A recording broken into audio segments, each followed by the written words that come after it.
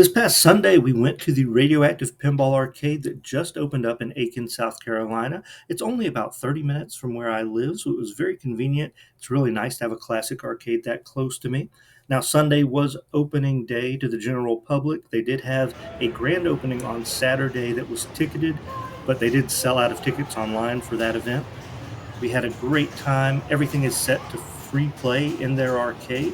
It's $15 for an hour, or you can pay $20 and play as much as you want all day, which is what we did. We spent a lot of time in there till they closed at 6 o'clock on Sunday, and we're really looking forward to going back soon. And I hope you enjoy this look at the games that they have, as well as some of the gameplay from the games that we played.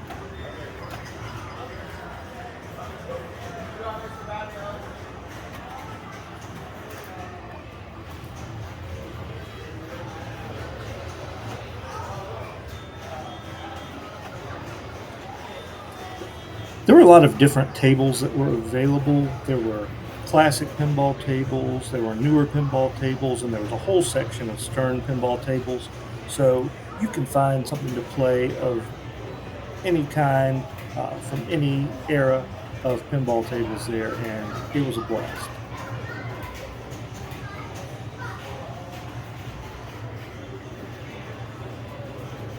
The Phantom of the Opera pinball table was one that I had not played before, and I really enjoyed it. I also really liked the Tales from the Crypt pinball table that we had.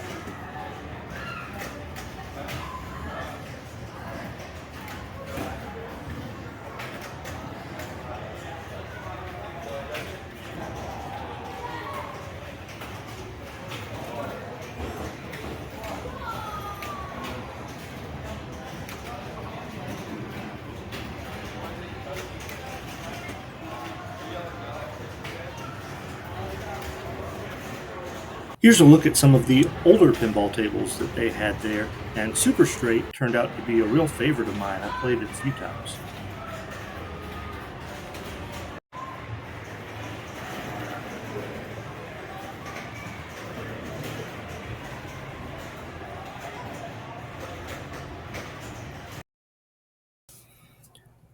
This topper on their Nightmare on Elm Street table is incredible.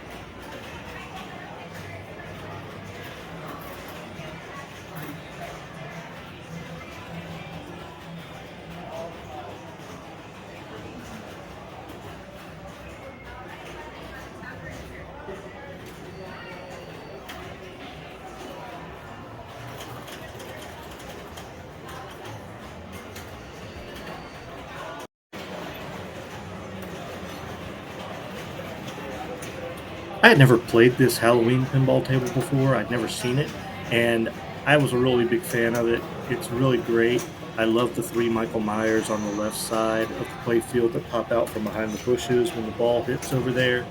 I also really like that the plunger is a knife handle on this table. If you ever get a chance to play it, you really should.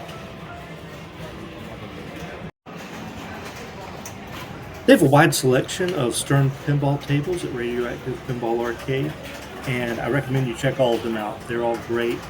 You can sign up for an account on Stern's website, and if you do that, you can scan your code while you're logged into the site from your phone onto the tables if they have a scanner, and it will save your progress as you've played on that table, which is a really cool feature that I didn't know about. So I've been doing that on these tables when I was there on Sunday. I'm looking forward to continuing my progress there.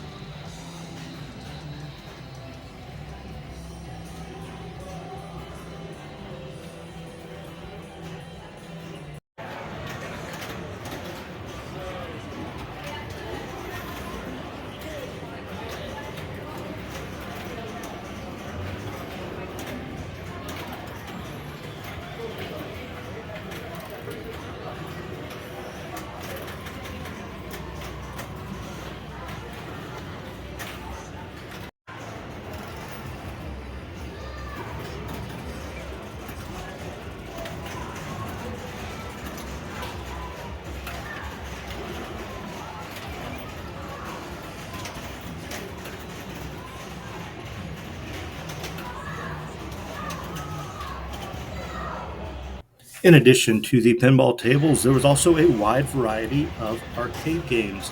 This is one of the main reasons I wanted to go. I do love classic arcade games. They also had a lot of newer arcade games as well.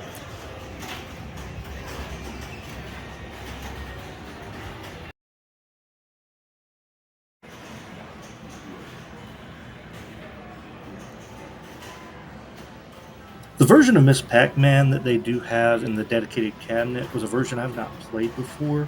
I was unfamiliar with it.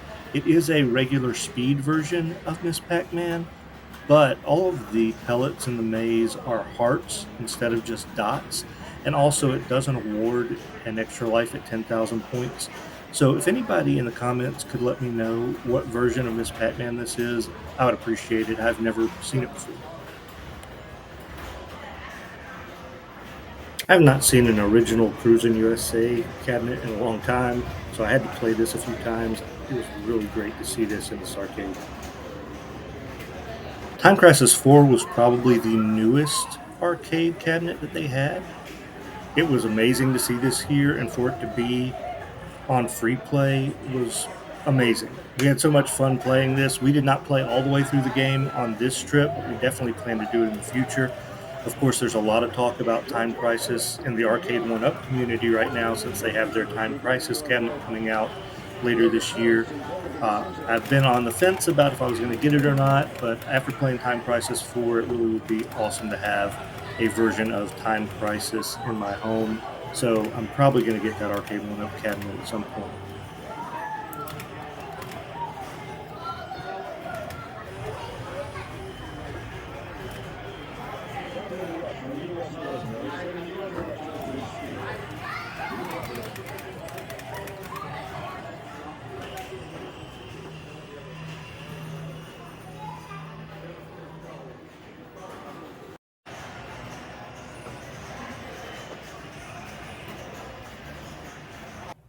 I played some Area 51 while I was there as well. Haven't played this game in quite a while. Had a blast with it. Another game that when I come back, I definitely plan to play all the way through. I don't think I've ever played through it all the way.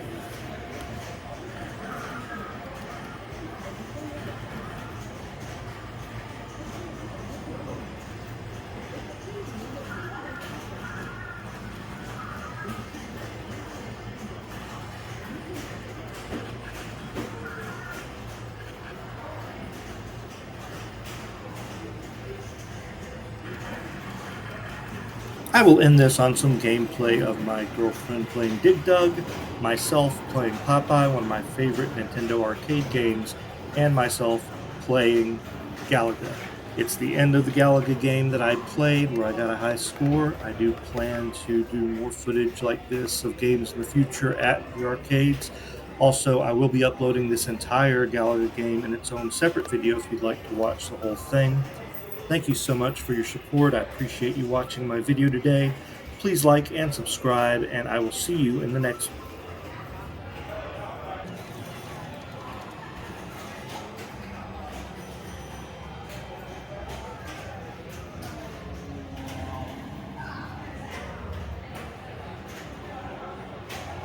Almost broke 100,000.